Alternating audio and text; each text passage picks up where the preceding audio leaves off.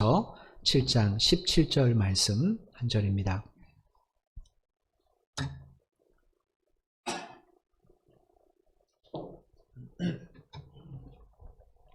신약성경 270페이지 고린도전서 7장 17절 말씀입니다. 찾으신 줄 알고 제가 봉독해 드리겠습니다. 17절입니다. 오직 주께서 각 사람에게 나눠주신 대로 하나님이 각 사람을 부르신 그대로 행하라. 내가 모든 교회에서 이와 같이 명하노라. 아멘. 작년 3월에 세계보건기구 WHO에서 코로나19 팬데믹을 선언하기 전까지 주일 오후 예배 때 여러분과 함께 출애굽기 말씀을 통해 은혜를 나눴죠. 이 출애굽기 강의를 할 때 제가 첫 시간에 여러분에게 말씀드린 게 뭐였냐면 출애굽기라는 이 책의 이름이 어떻게 결정됐는가 이거를 제가 말씀을 드렸었습니다. 다시 한번 들어보시면 그때 그 말씀들이 좀 떠오를 것 같습니다. 원래 히브리 성경은 그 책의 첫 번째 단어가 그 책의 제목으로 정해져 있었습니다. 그래서 예를 들어서 구약성경 첫 번째 책이 창세기잖아요. 창세기라는 이 성경이 히브리 성경에 보면 첫 단어가 브레시트라는 그 히브리어입니다. 브레시트는 우리말로 태초에라는 뜻이에요. 그런데 이것이 원래 창세기의 원 제목이 됐습니다. 출애굽기도 마찬가지입니다. 출애굽기 첫 번째 단어가 출애굽기의 원래 히브리 성경의 제목이었어요. 출애굽기 1장 1절에 보면 이런 말씀이 기록이 되어 있죠. 야곱과 함께 각각 자기 가족을 데리고 애굽에 이른 이스라엘 아들들의 이름은 이러하니니. 우리말 성경에는 야곱과 함께라는 문장이 제일 앞에 나왔지만 히브리 성경에 보면 베엘레 시모트라는 히브리 단어가 맨 앞에 있습니다. 뜻이 뭐냐면 그리고 이것들이 이름들이다라는 거예요. 창세기를 다 마치고 나서 그리고 그것들이 이름. 창세기 맨 마지막에 뭐가 되어 있습니까? 애굽에 내려간 야곱의 자손들의 이름을 쭉 기록해 놨거든요. 그 이어서 이제 출애굽기가 기록됩니다. 그래서 원래 히브리 성경의 출애굽기의 제목은 베엘레 시모트입니다. 그런데 이제 이렇게 이스라엘 백성들이 구약 성경의 제목을 따로 정하지 않고 첫 번째 단어로 정했는데 문제는 586년에 아시는 것처럼 남유다가 바벨론에서 멸망을 당했어요. 그리고 나서 이제 이스라엘 백성들은 이방 나라로 뿔뿔이 다 흩어져 살 수밖에 없게 되었습니다. 왜냐하면 바벨론 제국의 이 정책이 이스라엘 백성들의 종교성을 희석시키기 위해서 많이 포로로도 끌려갔고 여러 나라로 흩어지게 살게 만들었기 때문에 그렇습니다. 이렇게 되다 보니 이방 나라로 흩어져서 살았던 이 이스라엘 백성들이 점점 그 나라에 정착해서 1세대가 지나고 2세대가 지나고 3세대가 지나고 이렇게 계속해서 지나고 정착해 살다 보니까 문제는 모국어인 히브리어를 점점 잊어버리는 거예요. 뭐 1세대, 2세대, 3세대까지는 그래도 모국어를 가르쳤을 겁니다. 그런데 그 이해가 그것이 넘어가게 되면 점점 태어날 때부터 현지 언어를 사용했기 때문에 히브리어를 잊어버릴 수밖에 없죠. 그래서 점점 모국어인 히브리어를 잃어버리는 유대인들이 많아질 수밖에 없게 되었습니다. 그러니 히브리어를 모르는 유대인들에게 히브리 성경을 가르치는 것이 쉬운 문제가 아닌 겁니다. 성경을 가르쳐야 되는데 성경은 히브리어로 되어 있고 부모조차도 히브리어를 모르게 되면 그러면 히브리어를 가르칠 수 없죠. 더군다나 원래 고전 히브리어는 모음이 없습니다. 자음으로 되어 있어요. 우리는 모음 자음이 돼서 글자가 만들어지잖아요. 근데 원래 유대인들은 모음이 없습니다. 자음만 쭉 있습니다. 이게 읽는 게 쉽지 않거든요. 나중에 이제 거기에 모음을 붙여서 히브리어를 가르쳐야 되니까 모음을 붙여서 이제 현대 히브리어는 나왔는데 문제 이렇게 되니까 유대 지도자들 사이에서는 성경 번역의 필요성을 느낄 수밖에 없습니다. 왜냐하면 계속 히브리어를 어떻게 가르칠 수도 없고 그것도 뭐 파견할 수도 없잖아요. 흩어져 사는데 전 세계에. 그래서 이제 유대 지도자들 사회에서는 그 당시에 헬라 문화권이니까 헬라어로 된 성경을 좀 번역할 그런 아마 생각들을 가졌었던 것 같아요. 그쯤에 역사적으로 무슨 일이 있었느냐면 이 헬라 제국의 위대한 왕이었던 알렉산더 대왕이 죽은 사후에 나라가 이제 분열되지 않았습니까? 그때 알렉산더 대왕 당시에 이집트 총독으로 임명받은 사람이 있습니다. 프톨레미 마이오스라는 사람입니다. 이 사람에게 알렉산더가 이집트를 다스리도록 그렇게 총독으로 임명을 했어요. 그런데 문제는 이제 알렉산더가 죽은 후에 권력 다툼이 일어나기 시작한 겁니다. 그때 이 프톨레미 마이오스가 재빨리 자기가 다스리고 총독으로 있는 이집트하고 그 곁인 시리아를 정복을 해버려요. 그러고 나서 이제 자기 이름을 따서 프톨레미 왕조를 세우게 됩니다. 예, 그래서 이제 그때부터 이집트가 프톨레미 왕조의 다스림을 받게 됩니다. 그러니까 원래 이집트 사람들은 아니는 거예요. 왜냐하면 이제 헬라 사람이니까, 그리스 사람이니까. 그렇게 해서 이어졌는데 그 중에 BC 283년에 이집트의 2대 왕으로 즉위한 사람이 있어요. 누구냐면 프톨레미 2세 필라델포스라는 왕이에요. 이 왕은 굉장히 야망도 많았던 왕입니다. 근데 이 왕이 중점으로 했던 사업 중 하나가 뭐냐면 그 당시 이집트의 수도가 알렉산드리아입니다. 이 알렉산드리아를 학문의 도시로 만드는 게 이 사람의 꿈 중에 하나였습니다. 그래서 여기에 거대한 도서관을, 아주 큰 도서관을 건축하도록 명령을 내요. 그리고 나서 많은 학자들이 와서 연구할 수 있도록 아주 다양한 책들을 수집을 합니다. 그리고 단순히 책만 진열하는 것이 아니라 우리가 말하는 도서관에 가면 공부할 수 있는 공간도 있지 않습니까? 그런 것처럼 연구할 수 있는 곳도 이렇게 만들어 놨어요. 그래서 학자들이 무슨 책이 궁금하면 언제든지 여기만 오면 그 책을 찾아서 연구할 수 있도록 대도서관을 만듭니다. 그리고 만약에 학자들이 온다 그러면 여행 경비나 여러 가지 것들의 편의를 제공해 줬어요. 그만큼 여기를 학문의 도시로 만들고 결정을 한 거죠. 그런데 이 사람이 여러 가지 성경책 중에 한 가지 구비하기 어려운 성경책이 하나 있었습니다. 그게 뭐냐면 히브리어로 된 유대인들의 경전이에요. 그걸 꼭 여기다 놓고 싶은데 문제는 히브리어로 돼 있단 말이에요. 다른 다른 언어로 된 책들, 특별히 헬라어로 된 책들을 많이 구비했는데, 그래서 이 프톨레미 2세 필라델포스 왕이 명령을 내립니다. 히브리어로 된 구약 성경을 헬라어로 좀 번역시키라는 거예요. 네, 그래서 그 측근이 이제 유대인 지도자들과 접촉을 합니다. 그리고 그들을 설득해서 결국 유대 지도자들도, 왜냐하면 그들도 이 히브리어 된 성경을 헬라어로 성경으로 번역해야 된다는 그런 생각들을 갖고 있었으니까, 그런 분위기가 그러니까, 그래서 그걸 받아들입니다. 그래서 각 이스라엘 12지파에서 각각 6명씩 한 지파에서 그래서 72명의 랍비를 소집을 해요. 그리고 그들에게 모든 걸 다 제공해주고 히브리어 된 성경을 헬라어로 번역하도록 지시를 내립니다. 이렇게 해서 만들어진 성경책이 70인역이라는 헬라어 성경책이에요. 예. 히브리어 된 성경이 최초로 헬라어로 바뀌게 되죠. 근데 이 과정에서 번역에 참여한 유대인 랍비들이, 학자들이 책의 제목을 어떻게 정할까를 고민하기 시작한 겁니다. 왜냐하면 이 첫 문장 가지고 정하면 조금 이상하잖아요. 왜냐하면 그 당시 책들을 보면 제목들은 그 책의 내용들을 보통 압축해서 보여주는 그런 이야기였거든요.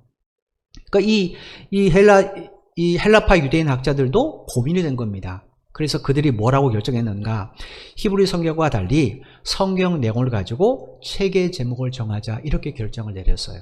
그래서 이 창세기 같은 경우는, 창세기는 태초에 이 세상이 어떻게 만들어졌는지, 사람이 어떻게 만들어졌는지, 또 그 다음에 그 죄는 어떻게 시작됐는지, 그 다음에 하나님의 구원의 믿음의 축복은 어떻게 시작됐는지, 이걸 보여주는 것이 창세기잖아요. 그래서 창세기를 기원, 발생이란 의미를 가진 헬라어 게네시스라는 단어로 선택을 해버려요. 그래서 원래는 이게 제목이 아니었지만 그때부터는 게네시스가 창세기 제목이 됩니다. 70인역에서는. 출애굽기 같은 경우는 어떤가? 그건 애굽에서부터 탈출한 이야기잖아요. 그죠? 한두 명이 아니라 남자 장정만 60만 명이에요. 거기에 따라 나온 잡족들, 또 히브리 여인들, 아이들, 장정 이상의 노인들 다 합치면 학자들은 200에서 300만 명이라고 추정을 합니다. 그러니까 탈출도 그냥 탈출이 아니라 대탈출이죠.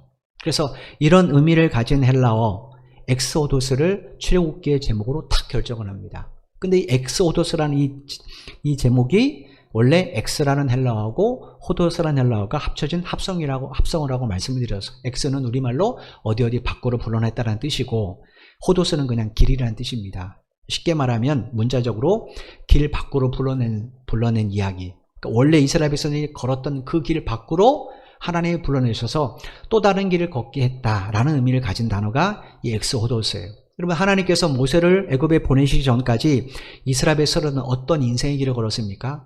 모든 애굽 사람들이 걸었던 그 인생의 길을 걸었어요. 그 길의 끝은 영원한 죽음밖에 없죠. 그죠? 그 길을 걸었어요. 근데 하나님 모세를 통하셔서 이스라엘 백성을 어떻게 하셨어요? 그 길에서 불러내셨어요. 그 길 밖으로 불러내셨단 말이에요. 그리고 그 길을 걷게 하셨어요. 새로운 길을 걷게 하셨단 말이에요. 이게 사실은 출애굽기의 역사이지 않습니까? 이 이스라엘 백성들이 모세를 통해 걷게 된 이 길은 세상 사람들이 만든 길이 아닙니다. 여기는 이스라엘 백성들이 발견한 길도 아니에요. 전혀 새로운 길이에요. 우리가 출애굽기에 보면 원래 이스라엘 백성들이 출애굽한 후에 제일 먼저 가나안까지 가려고 결정했던 길은 블레셋 사람의 길이었어요. 그게 원래 보통 사람이 가는 길입니다. 근데 하나님 어디로 보내십니까? 한 번도 가지 않았던 홍해를 건너서 광야를 건너는 그 길을 선택하신단 말이에요. 대장정을 선택하시죠. 이 길은 이스라엘 백성들이 발견한 길도 아니고 사람들이 흔히 가는 길도 아닙니다. 전혀 새로운 길이에요. 하나님이 그 길로 그들을 인도해내셨어요. 여러분, 430년 동안 노예살이한 이스라엘 백성들입니다. 430년이라면 적어도 4세대, 5세대 애굽에 내려간 사람 중에 4세대, 5세대 이상의 사람들이 살고 있단 말이에요. 그렇게 430년 동안 노예 생활에 길들였던 이 이스라엘 백성들이 어떻게 그 당시 최인류 강대국이었던 애굽을 상대로 거기서 벗어날 생각, 거기서 해방될 생각을 하겠습니까? 이건 꿈도 못 꾸죠. 더구나 유한한 인간이 가로막힌 홍해길을 어떻게 건널 수 있습니까? 배 한 척 없이. 이거 상상도 못합니다. 또 그들이 걸었던 길 가운데 광야를 생각해 보십시오. 거기는 풀 한 포기, 물 한 모금 찾기가 굉장히 귀한 길이란 말이에요. 그런데 거기서 그들이 어떻게 반석을 갈라서 갈증을 해소할 생각을 했겠습니까? 이건 전혀 그들의 계획도 없고 생각도 할 수 없는 일이에요. 그런데 하나님이 그 길로 불러내셨다라는 거예요. 그러므로 길 밖의 길이라는 뜻은 무슨 의미인가? 앞의 길은 어떤 길입니까? 그들이 애굽에서 걸었던 애굽 사람의 길, 세상의 길, 인간의 길, 죄와 사망의 일수받는 그 길을 말해요. 그 하나님이 그 길에서부터 그들을 끌어내신 새로운 광야길을 생각해 보십시오. 출애굽기 길. 그 길은 어떤 길이에요? 그건 하나님의 길이잖아. 애굽의 길이 아니라 하나님이 열어놓으신 길이에요. 그리고 거기는 세상의 길이 아니라 구원의 길입니다. 그리고 영원한 길이고 생명과 자유가 보장된 길이에요. 하나님이 이스라엘 자손들을 거기서 불러내신 이유, 이 길을 걷게 하시기 위해서 그래요. 애굽에 그들이 있으면 그들은 죽습니다. 그래서 영원한 생명을 가게 하기 위해서 하나님이 그들을 불러내시는 거예요. 여러분, 우리를 예수 그리스도를 통해서 불러내신 목적도 똑같잖아요. 그죠? 우리가 예수 믿기 전에 걸었던 그 길이 어떤 길입니까? 그냥 세상 사람들이 누구나 다 가는 그 길이에요. 그죠? 근데 그 끝은 뭐가 있어요? 공동묘지로 끝납니다. 모든 사람이 죽으면 공동묘지에 다 매장되거나 화장된단 말이에요. 그걸로 끝입니다. 그런데 예수 믿고 난 우리에게는 영원한 생명이 주어졌잖아요. 우리가 가는 그 길은 공동묘지로 끝나지 않습니다. 하나님 나라에 향하여 길이 열려져 있는 길이에요. 영원한 생명의 길이죠. 하나님께서 출애굽을 통해서 바로 이 사실을 우리에게 가르쳐 주시는 겁니다. 이 일을 위해서 하나님께서 미디안 광야에서 장인 이드로의 양을 치던 80세 고령의 모세를 호렙산에서 직접 부르시죠. 그런데 출애굽기 3장 4장에 보면 모세가 하나님의 부르심에 계속해서 변명과 핑계를 대면서 순응하지 않습니다. 여러분, 누가 보내서 하나님이 당신 부르셨다라고 말하면 거절할 수 있습니다. 근데 호렙산 떨기 나무에서 하나님 불꽃 속에서 직접 부르셨단 말이에요. 그죠? 직접 부르셨어요. 근데도 모세는 변명으로 일관하면서 하나님, 난 안 갔으면 좋겠습니다. 이런 식의 뉘앙스를 있는 말을 계속적으로 핑계거리로 댑니다. 모세가 왜 이런 말을 했는가? 그건 자기의 처지 때문에 그래요. 자기의 상황, 자기의 처지가 너무나 무능력했기 때문에 그렇습니다. 80세의 나이에 모세는 자기 양 한 마리도 없어요. 장인 이드로의 양을 치는, 그리고 처가살이하는 그런 신세란 말이에요. 그런 자신이 어떻게 초인류 강대국인 애굽을 상대로 이스라엘 구원을 낼 수 있겠습니까? 더군다나 모세의 전 재산이라고는 지금 자기가 양을 치던 지팡이밖에 없거든요. 근데 이 지팡이 하나 떨렁떨렁 가지고 80세의 고령이 힘 100발 날리면서 애굽에 들어갔을 때 과연 애굽에 있는 이스라엘 백성들의 장로들, 이스라엘 백성들이 그 모세를 보면서 자기들의 지도자로 받아들이도록 하겠습니까? 쉬운 문제 아니거든요. 그러니까 모세가 아무리 생각해도 하나님 잘못 선택했습니다. 나는 자격 없습니다. 이건 하나님의 실수입니다. 다시 한번 생각해 보십시오. 내가 이제 설명을 할게요. 쭉쭉 그렇게 변명을 해야 되는 겁니다. 이게 창세기 3장, 출애굽기 3장 4장의 이야기예요. 여러분, 근데 한번 생각해 보십시오. 출애굽의 역사는 누가 이루실 역사입니까? 모세가 아니라 하나님이시죠. 그죠? 따라서 하나님이 모세에게 원하는 게 뭡니까? 모세가 가진 능력이 아닙니다. 만약에 힘으로 출애굽을 결정해야 된다면 하나님은 모세가 아니라 애굽왕 바로를 선택했겠죠. 그렇지 않겠습니까? 애굽왕 바로를 하나님 직접 대면하셔서 모세처럼 불꽃 가운데 그를 부르셨다면 감히 이 애굽왕 바로가 거절할 수 있겠습니까? 아니잖아요. 모세를 통해 하나님의 말씀을 전해주니까 애굽왕 바로가 듣지 않은 거잖아요. 하나님 만약에 직접 애굽왕 바로에게 말씀하시고 너 안 하면 너 죽는다 라고 하시면 과연 애굽왕 바로가 거기에 반론할 수 있겠습니까? 못할 겁니다. 근데 하나님이 모세를 선택했는가? 하나님이 모세에게 원하는 건 능력이 아니기 때문에 그렇습니다. 뭘 원하셨을까요? 하나님의 부르심에 순종하는 거예요. 그러면 그를 통해 출애굽 역사는 누가 이루십니까? 하나님이 이루시죠. 모세는요, 나일강의 물 한 방울도 피로 못 변하게 합니다. 모세는 파리 한 마리 다시 만들어낼 수 없어요. 개구리 한 마리 다시 만들어낼 수 없어요. 모세는 아무것도 실제로 못합니다. 누가 하셨어요? 다 하나님이 하셨습니다. 그러니까 하나님이 모세에게 원하시는 건 뭔가? 당신의 부르심에 순종하는 거예요. 오늘 본문의 이 말씀, 17장 말씀도 바울이 이와 비슷한 겉면의 말씀을 우리에게 들려주는 거예요. 조금 더 깊게 말씀드리면 주님께서 바울을 통해 고린도 교회 성도들에게 그리고 오늘 이 말씀을 있는 우리들에게 동일한 이야기를 하시는 겁니다. 오늘 보면 17절 말씀을 다시 한번 보겠습니다. 오직 주께서 각 사람에게 나눠주신 대로 하나님이 각 사람을 부르신 그대로 행하라. 내가 모든 교회에서 이와 같이 명하노라. 우리가 고린도서 7장을 강의할 때 시작할 때 말씀을 드렸어요. 이 7장 말씀은 이 고린도 교회 성도들이 결혼에 관해서 결혼하는 게 좋은가 안 하는 게 좋은가, 독신에 관해서, 재혼에 관해서 재혼해야 되나 말아야 되는가, 이혼에 관해서 특별히 불신자들과 함께 생활하는 사람들의 이혼 문제에 대해서 이 바울에게 뭐가 하나님이 기뻐한 일일까요? 어떻게 결정하는 것이 하나님이 보시기에 좋은 결정일까요? 이거를 질문한 것에 대해서 바울이 답변한 내용이잖아요. 그럼 여기에 대해서만 쭉 답변하면 되지 않습니까? 그런데 그러니까 우리가 오늘 하고 다음 주에 보겠지만 이 바울이 지금 고린도 7장에서 계속 그 이야기를 합니다. 아, 결혼은 이렇게 하는 게 하나님의 뜻인 것 같아. 뭐 이혼은 재혼은 쭉 얘기하는 거예요. 근데 갑자기 17절부터 24절까지 뜬금없이 부르심에 대한 얘기를 툭 던져요. 각 사람은 하나님의 부르신 그대로 행하라는 거예요. 바울이 왜 이런 이야기를 하는가? 그건 우선순위 때문에 그랬습니다. 여러분, 고린도 교회 성도들이 왜 이런 질문을 했을까요? 그건 우선순위가 자기이기 때문에 있습니다. 내 생각은 이런데 어떻게 하면 좋을까 이거예요. 그럼 자기가 왜 그런 생각을 했을까요? 자기 유익 때문이죠. 사람은 전부 다 이기적인 존재입니다. 그래서 내게 유익되는 것을 1순위 삼는 것이 사람이 보통 선택하고 결정하는 순서예요. 내가 좋으면 그게 맞다고 생각하잖아요. 고린도 성도들이 왜 바울에게 이런 질문을 했는가? 자기가 1순위니까. 내가 보니까 결혼하는 게 낫네? 아니야. 혼자 사는 게 낫네? 아니야. 이혼하는 게 낫나? 내가 보기에 나에게 뭐가 유익되는가?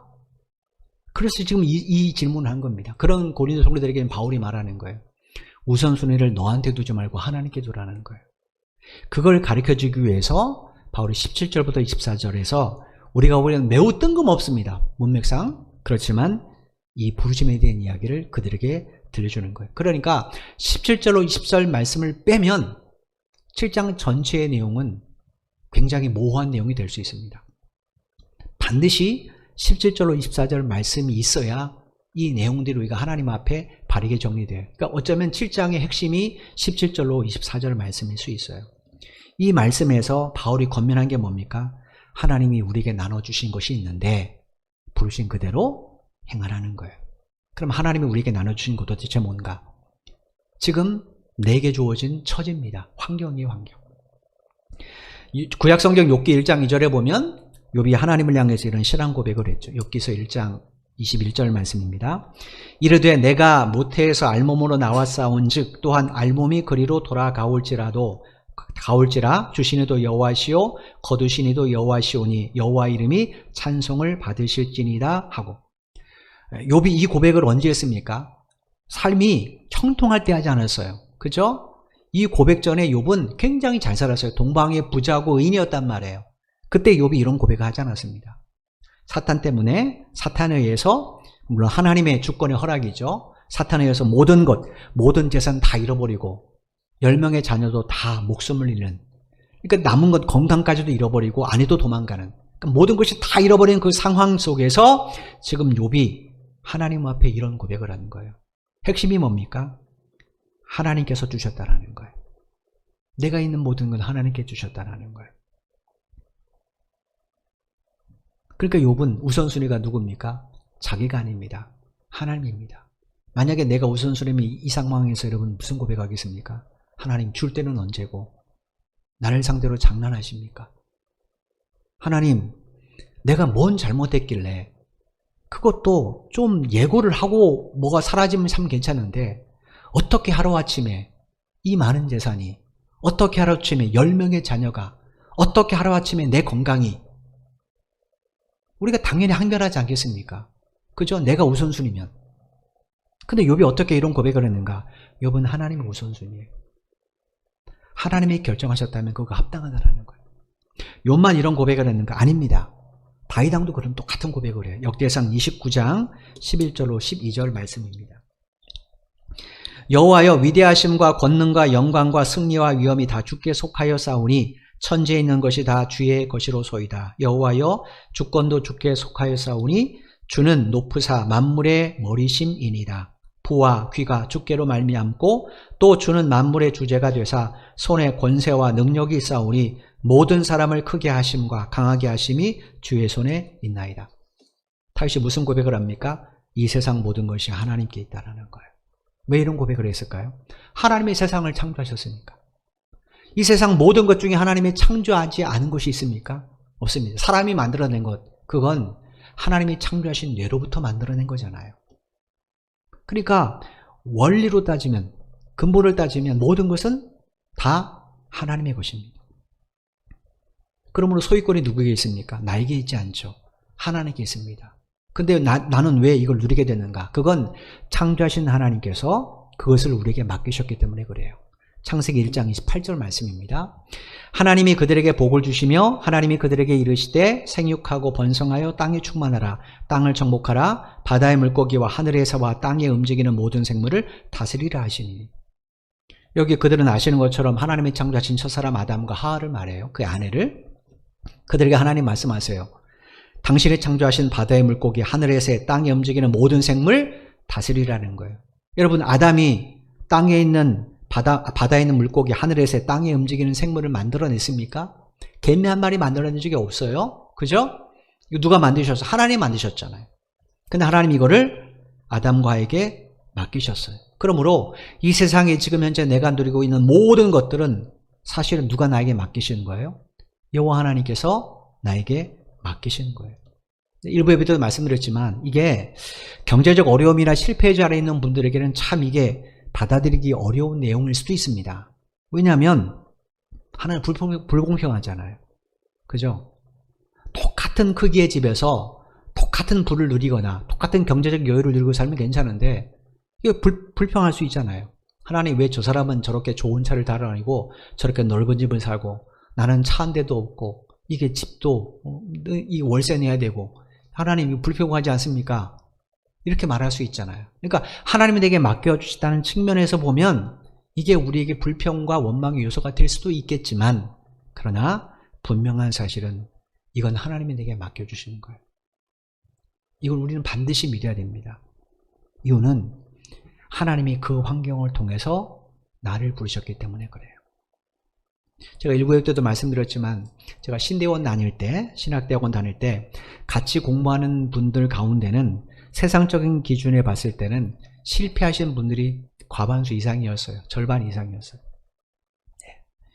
뭐 사업하다가 망해서 빚을 지고 오신 분도 계셨고 또 직장에서 갑자기 당신 나가십시오. 그래서 퇴직하고 오신 분도 계셨고 또 노년에 좀 하루하루 살기도 힘든데 이제 70을 바라보는 그 나이에 하나님께서 야, 너 나를 대신해서 내일 좀 하라. 그래서 편안한 노년의 삶을 다 포기하고 그리고 이제 신대원에서 내가 단 1년을 목사로 살더라도 부르심에 순종하겠습니다 하고 오신 분들도 참 많습니다.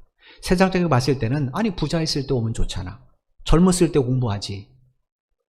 이렇게 말할 수 있는 그런 분들이 되게 많았습니다. 근데 그분들하고 이제 대화를 이렇게 나눠요. 이런저런 얘기 막 신앙적인 얘기도 하고 부르심에 대한 이야기도 하고 첫 번째 이제 1학년 1학기 가면 대부분 어떻게 오셨습니까? 하는 이야기를 굉장히 많이 합니다. 근데 공통적인 내용이 하나 있습니다.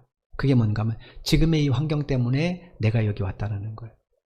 그 환경 때문에 내가 하나님의 부르심에 순종했다는 거예요.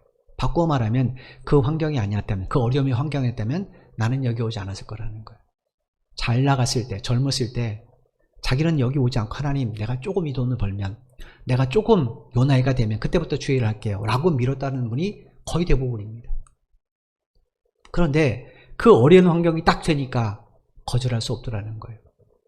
그래서 이제야 내가 왔습니다 라고 말하신 분들이 거의 3분의 2였어요. 물론 저도 거기에 포함되어 있었습니다. 제가 왜 이 말씀을 드리는가? 내게 지금 주어진 환경이 어려울 수도 있어요. 힘들 수도 있습니다. 근데 그 환경 때문에 내가 오늘 이 자리에 있게 되고 내가 그 사명을 감당할 수 있게 되었다라는 거예요. 설교 시작할 때 처음 말씀드렸던 모세를 한번 생각해 보십시오. 여러분 아시는 것처럼 모세는 40세까지 애굽의 궁정에서 왕자로 생활했단 말이에요. 그 당시 가장 탁월한 학문을 배웠고 전자에 관한 가장 뛰어난 전략과 전술과 기술을 배웠고 그리고 왕자의 신분이니까 그 권력이 얼마나 막강합니까? 지금처럼 대통령 가족들이 힘이 없는 그런 시대가 아니라 왕정 시대는 그 가족들이 절대 권력을 갖고 있었잖아요. 그런데 하나님은 그때 모세를 부르지 않으셨어요. 왜 부르지 않으셨는가? 모세에게 그 시대는 민족의 구원에 대한 열망이 없었는가? 전혀 그렇지 않습니다. 오히려 40대 때 민족에 대한, 자기 민족에 대한 구원의 열망이 가장 뜨거웠던 것이 모세였어요. 사도행전 7장에 보면 스데반 집사가 돌에 맞아 순교할 때 이스라엘의 역사를 쭉 이야기를 하죠. 그때 주님께서 이 스데반 집사를 통해서 모세의 이야기를 잠깐 언급해 주십니다. 거기에 보면 모세가 그 당시 얼마나 뜨거운 민족에 대한 구원의 열망을 갖고 있는지를 알 수 있어요. 사도행전 7장 23절 말씀입니다.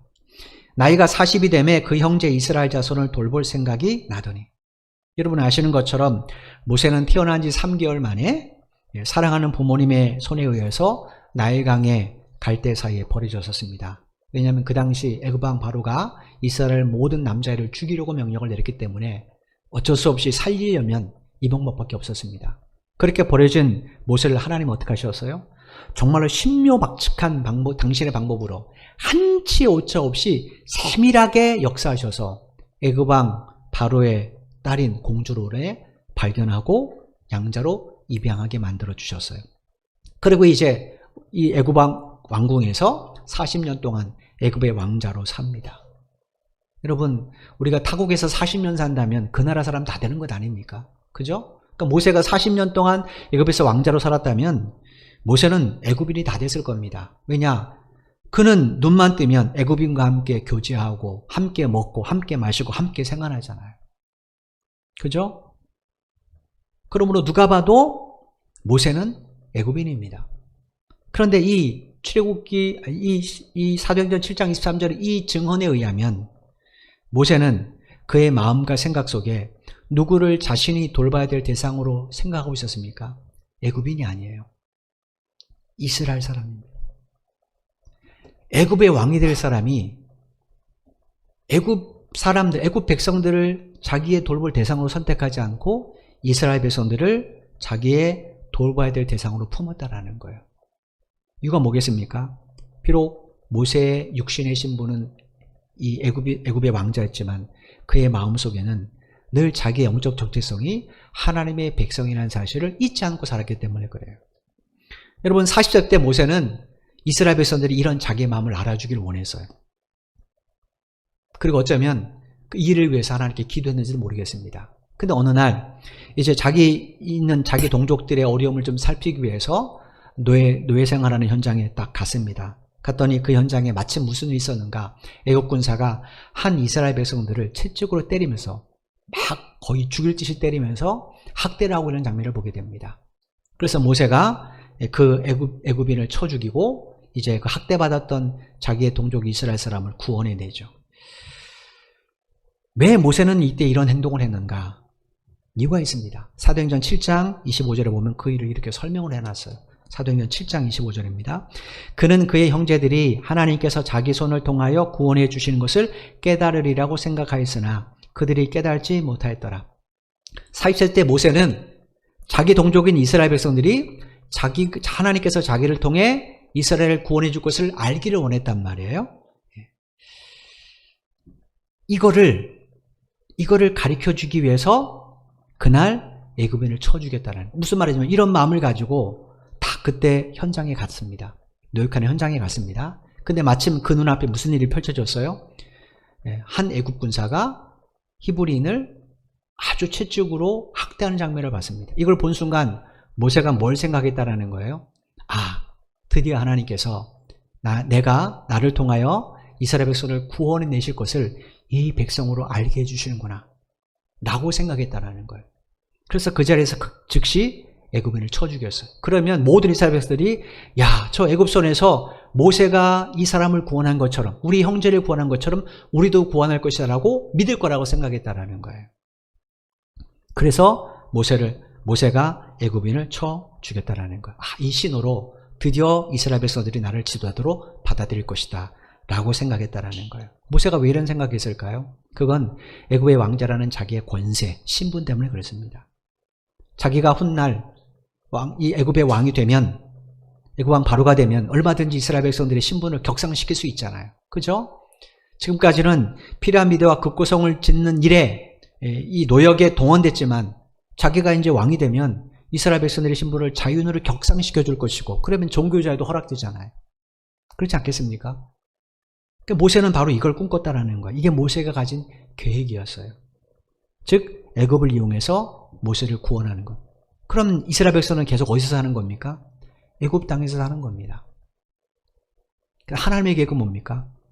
애굽이 아니라 그 밖으로 인해서 언약의 땅에 사는 거예요. 그러려면 그들을 불러내야 되잖아요. 그죠? 불러내야 되잖아요. 근데도 모세는 자기 생각이 곧 하나님의 뜻이라고 생각했다라는 거예요. 이유가 뭔가? 자기가 가진 힘 때문에 그래요. 힘. 여러분, 우리가 예를 들어서 교회 신앙생활 하면서 내가 교회에 많은 헌금을 한다든지 아니면 교회에 나 없으면 안 돼. 그러면 가끔 내가 내 생각대로 좌지우지하려는 마음이 들 때가 있잖아요. 이건 아닙니다. 저건 아닙니다. 이건 이렇게 됩니다. 저건 이렇게 됩니다. 이럴 때가 많이 있잖아요. 모세도 어쩌면 그럴 수도 있습니다.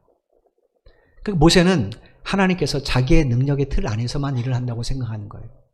우리가 그러잖아요. 하나님 내게 정말로 많은 물질을 주면 내 이 돈으로 뭣도 하고 교회도 세우고 막 이렇게 하잖아요. 그럼 뭡니까? 내 능력 틀 안에서 주님이 일하신다고 생각하는 거예요. 근데 하나님은요, 내 능력 안에 갇힌 분이 아닙니다. 온 세상에 편만에 계신 분이에요.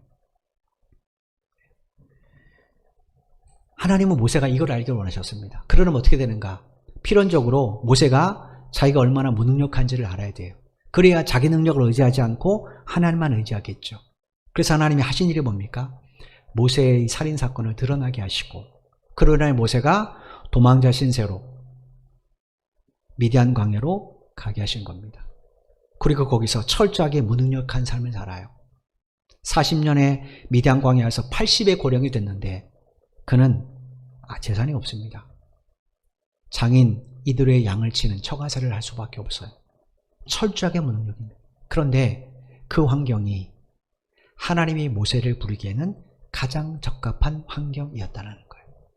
만약 이렇지 않았다면 어떻게 했을까요? 만약 모세가 왕자였을 때 하나님이 불러요. 야, 너 이스라엘 백성을 애굽에서 이끌어내라. 그럼 모세가 뭐라고 했습니까? 하나님, 그렇게 하면 안 돼요. 내가 왕이 되도록 도와주십시오. 내가 애굽 왕 바로가 되면 그때서는 내가 이스라엘 백성들이 하나님만 섬기도록, 애굽인들이 하나님 앞에 무릎 꿇도록 만들 수 있습니다.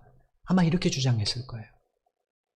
그러니까 우리가 보기에는 40대 때 모세가 부름에 합당하기에는 가장 좋은 환경입니다. 근데 하나님 보시기에는 아니에요. 가장 낮을 때, 가장 비천할 때 하나님이 그를 부르셨어요. 그러므로 그 부르심의 환경이 모세에게는 하나님 앞에 순종할 수 있는 가장 좋은 기회입니다. 주님께서 사도 바울을 통해서 고린도 성도들에게 바로 이 이야기를 하고 싶었던 거예요. 결혼해서 가정을 이루었든 아니면 독신의 은사를 받아서 혼자 살든 그 모든 환경을 하나님이 내게 주신 은사로 알고 그 환경 속에서 부르심 그대로 행하라는 거예요. 17절 말씀을 다시 한번 보겠습니다. 오직 주께서 각 사람에게 나눠주신 대로 하나님이 각 사람을 부르신 그대로 행하라. 내가 모든 교회에서 이와 같이 명하노라. 여기 우리말로 행하라라고 번역된 헬라어가 페리파테오라는 단어입니다. 우리말로 말하면 걸어가라는 거예요. 하나님이 너에게 나눠주신 그대로, 하나님께서 너를 부르신 그 환경 속에서 그대로 그 길을 걸어가라는 거예요. 그 소명의 길을 걸어가라는 거예요. 결혼했다면 15절에서 말씀하신 것처럼 하나님 화평 중에 우리를 부르셨으니까 가정의 화평을 위해서 최선을 다하며 주의 일을 갈아야 되겠죠. 그리고 만약에 아니야, 난 주님을 위해서 결혼하지 않고 내 평생을 주님께 바칠 거야 라고 독신을 결단했다면, 하나님 앞에 결단했다면, 그러면 정말로 그 결단한 대로 주님을 위해서 살라는 거예요. 주일기 제목이 엑소도스라고 말씀드렸잖아요. 이 제목에 연결하면 하나님이 부르신 그 길을 걸어가라는 거예요. 내가 고집하고 내가 걷고 싶은 그 길이 아니라 하나님이 나를 불러내셨으면 그 길을 걸어가라는 거예요. 이것이 오늘 본문이 주는 가장 중요한 핵심입니다.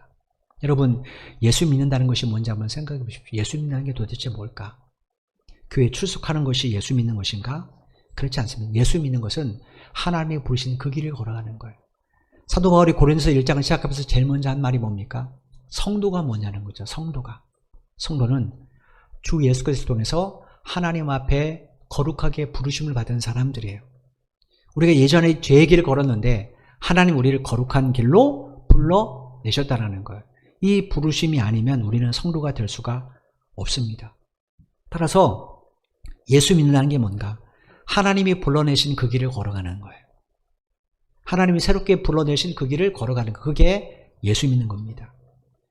여러분, 하나님 우리를 뭘 통해 부르셨습니까? 우리가 아는 것처럼 십자가에 달려 돌아가신, 나를 위해서 내 모든 죄를 대신 지시고 십자가에 달려 피 흘려 돌아가시고 죽으시고 부활하신 그 주님을 통하여 우리를 부르셨잖아요. 그 예수님에 대해서 사도 요한이 요한복음 1장에서 뭐라고 비유해서 하나님의 말씀을 비유했습니다. 왜냐? 분명히 창세기 1장에 하나님 말씀으로 세상을 창조하셨어요. 근데 그때 주님이 함께 세상을 창조하셨습니다. 그리고 하나님은 구약성경을 통해서 우리를 구원할 모든 구원의 계획을 예언해 주셨습니다. 예수님이 이 땅에 오셔서 그 예언된 말씀을 온전히 이루셔서 우리의 구속을 완성시켜 주셨습니다. 그러니까 예수님은 하나님의 말씀인 거예요. 따라서 우리가 예수를 통해 하나님 우리를 부르셨다. 이 무슨 말인가? 하나님께서 당신의 말씀을 통해 우리를 부르셨다는 것과 똑같은 의미인 겁니다. 그러면 성도로 부름받은 우리가 가야 될 길이 어떤 길인가? 그건 세상 사람들이 걸어가는 넓은 길 아니죠.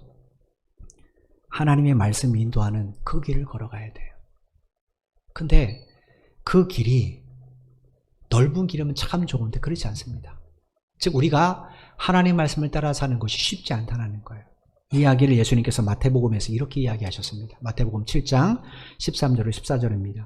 좁은 문으로 들어가라. 멸망으로 인도하는 문은 크고 그 길이 넓어 그리로 들어가는 자가 많고 생명으로 인도하는 문은 좁고 길이 협착하여 찾는 자가 적음이라. 여러분, 예수님께서 만약에 이 세상 모든 사람들이 원하는 넓고 편안한 길을 원하셨다. 그러면 어떻게 하셨을까요? 더러운 짐승의 외양간 마구간엔 절대로 태어나지 않을 겁니다. 이왕이면 헤로드 왕의 왕궁에서 태어나면 되잖아요. 그래서 헤로드 왕의 뒤를 이어서 애굽의 왕이죠, 이 이스라엘적 유대의 왕이 되면 그러면 이스라엘 백성들을 하나님 앞으로 더 잘 인도할 수 있지 않겠습니까? 여러분, 이스라엘이 썩은 그 예배 문화, 예배가 얼마나 틀어졌습니까? 왕이 돼서 그 고치는 게 더 쉽지 않겠습니까? 네. 나사렛 출신이라고 그렇게 놀림받는 그 상황 속에서, 무시받고 멸시받는 그 상황 속에서 예배를 개혁하고 신앙을 개혁하는 것과 왕이 돼서 예배와 신앙을 개혁하는 것과 뭐가 더 쉽겠습니까? 그 방법상? 당연히 왕이 되면 훨씬 더 하기 쉽죠. 근데 주님은 그 일을 걷지 않으셨어요. 왠가 그걸 선택했다면 십자가를 지지 않아도 되기 때문에. 왕이 되면 되는데 왜 참혹하게 인간의 죄를 위해서 굳이 십자가의 제물로 자기를 내어줍니까? 안 해도 되죠. 얼마든지 편하게 할 수 있는데 주님은 어쩌면 고통스럽지 않은 방법으로 그리스도의 길을 완성하려고 했을지도 모르겠습니다. 그런데 그건 하나님 원하신 길이 아니에요. 그거는 사람들이 원하는 길입니다. 그 당시 사람들이 얼마나 위대하고 영웅적인 메시아를 기다렸습니까? 얼마나 슈퍼스타 같은 메시아를 기다렸어요. 근데 그 길은 하나님이 가라고 제시해 주신 길이 아닙니다. 그건 사람이 만든 길이에요. 그래서 주님은 그 길을 걷지 아니하시고 십자가의 길을 걸었어요. 여러분, 주님이 십자가 지실 때 똑같이 그 길을 간 사람은 있습니까? 제자들도 다 도망갔잖아요. 정말로 외로운 길이고 정말로 좁은 길이고 정말로 찾는 사람이 없는 그 길입니다. 그런데 주님이 가셨던 그 길이 어떤 길이 됐어요? 우리 모두에게 영원한 생명 길이 되었고 구원의 길이 될 겁니다. 그러면 그 주님을 따라간 우리도 어떤 길을 걸어야 되겠습니까? 주님이 가신 그 길을 걸어야 되겠죠. 그래서 제가 늘 말씀드리잖아요. 신앙생활은 절대로 편하게 하지 말라고 말씀드리잖아요. 신앙생활은 편하게 하시면 안 됩니다. 날마다 말씀 앞에 서서 나를 복종시키고 기도하고 그렇게 신앙생활 해야 됩니다. 편하게 대충 아이 주일날 예배 한번 가면 되지 뭐, 아이 오늘은 찌뿌둥하네, 야, 온라인 예배 드리지 뭐, 아 피곤한데 온라인 예배 드리지 뭐, 나 이런 계획이 있어서 시간 없어 온라인 예배 드리지 뭐, 이렇게 간편하게 편안하게 택하지 마시고 정말로 불편하지만 하나님의 말씀을 따라가는 그 길을 걷는 것이 예수를 따라가는 길이라는 거예요.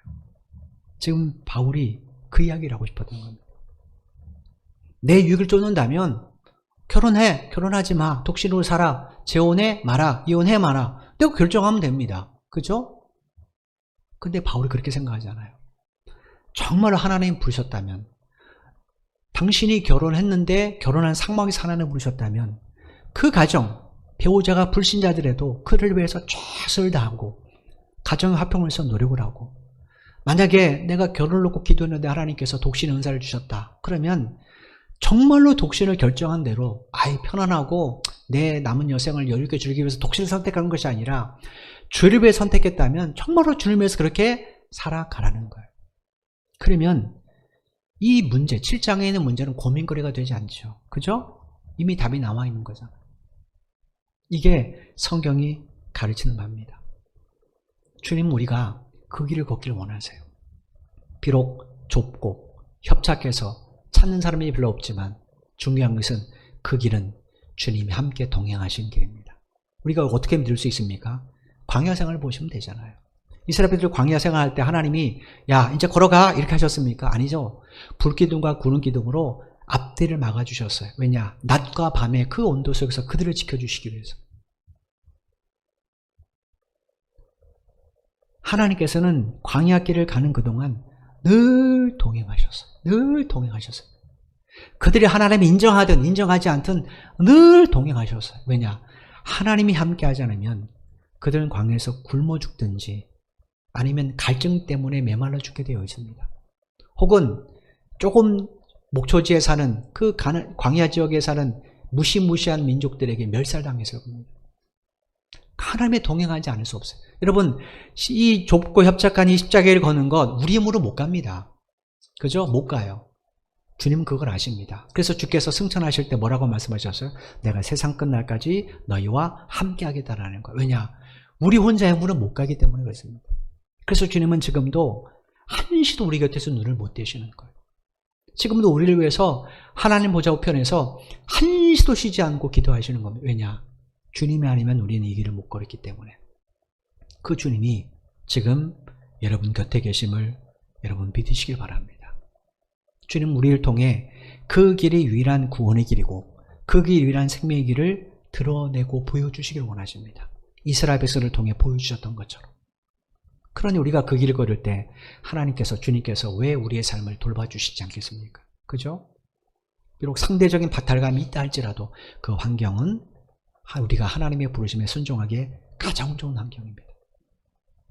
바울이 바로 이야기를 하고 싶은 거예요. 지금 여러분의 가정에 어떤 어려움이 있는지 저는 알 수 없어요. 배우자 때문에 속상하신 분도 있을 수도 있고, 자녀 때문에 속상하신 분이 있을 수도 있고, 경제적 어려움 가운데 놓이신 분이 있을 수도 있고, 건강의 문제 때문에 힘든 분도 있을 수도 있고, 직장과 사업 때문에 어려움을 겪는 분도 있을 수 있습니다. 중요한 것은 그 환경은 하나님이 모르시는 환경이 아니라는 거예요. 우리가 할 일, 그 환경 속에서 우리는 변함없이 하나님의 부르심에 순종하며 나가면 됩니다. 교사는 교사로서, 집사는 집사로서, 장로는 장로로서, 권사는 권사로서 하나님이 나를 부르신 그 부르심대로 순종하며 나가면 돼요. 그럴 때 하나님께서 우리를 통하여 당신의 뜻이 우리 가정에, 또 나의 밟는 삶의 현장에, 우리의 직장과 사업장, 우리 교회에 그대로 이루도록 역사해 주시지 않겠습니까? 왜냐하면 하나님은 그를 위해서 우리를 부르셨으니까.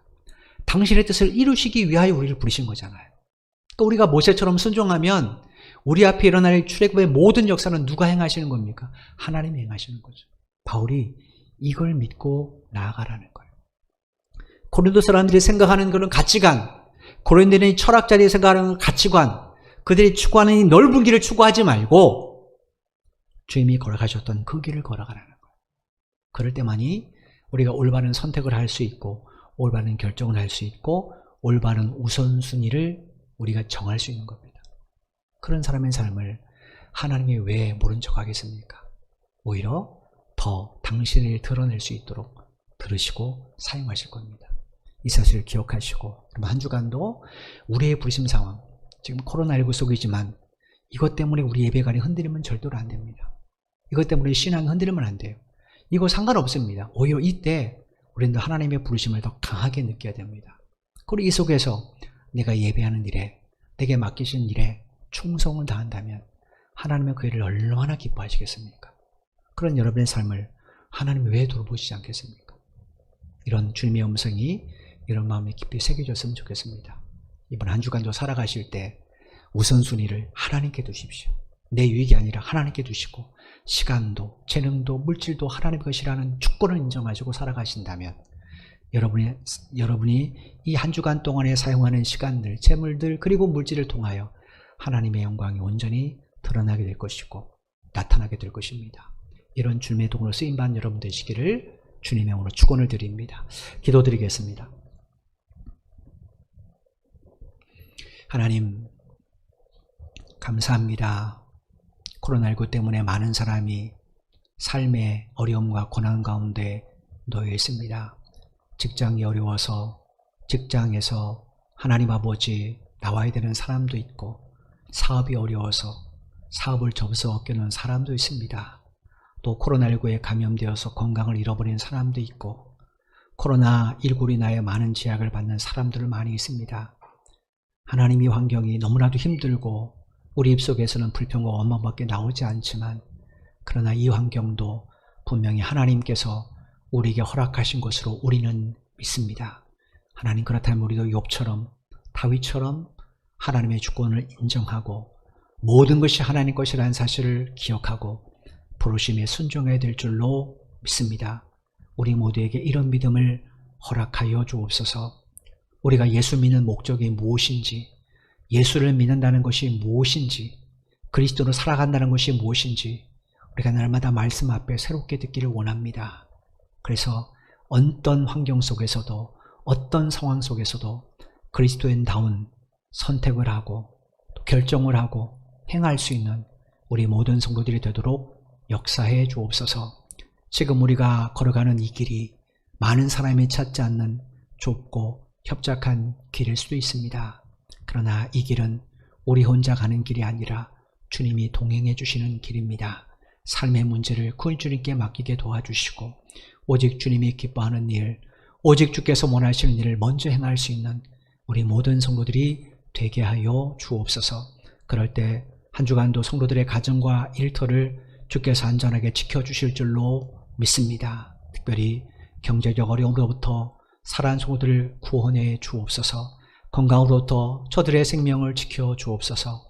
그래서 하나님, 한 주간도 하나님의 주신 은혜의 틀 안에서 매일매일 주님과 동행하는 복된 날이 되게 하여 주옵소서. 이 나라의 민족을 불쌍히 여겨주시고 코로나19가 하나님 더 이상 확산되지 않도록 주께서 긍휼을 베풀어 주시기를 간절히 소원합니다. 은혜 베풀어 주시고 특별히 어려운 이 시대에 그리스도에서 마땅히 나라를 위해서 기도하게 하시고, 그런 기도를 통하여 이 나라의 일상이 점점 회복되어지고 우리 예배가 회복되어질 수 있도록 역사해 주옵소서. 한 주간도 주 앞에 이 나라의 민족과 교회와 우리 성도들의 가정을 온전히 의탁을 드립니다. 주님, 당신의 영광의 도구로 사용해 주옵소서. 예수님의 이름으로 간절히 기도드리옵나이다. 아멘.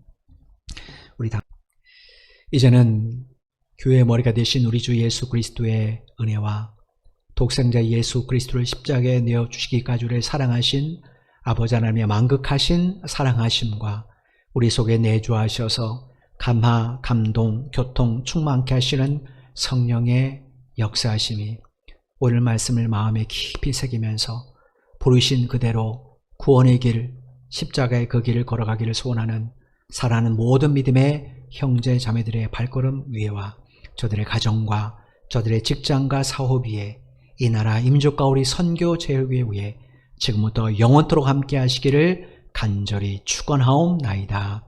아멘.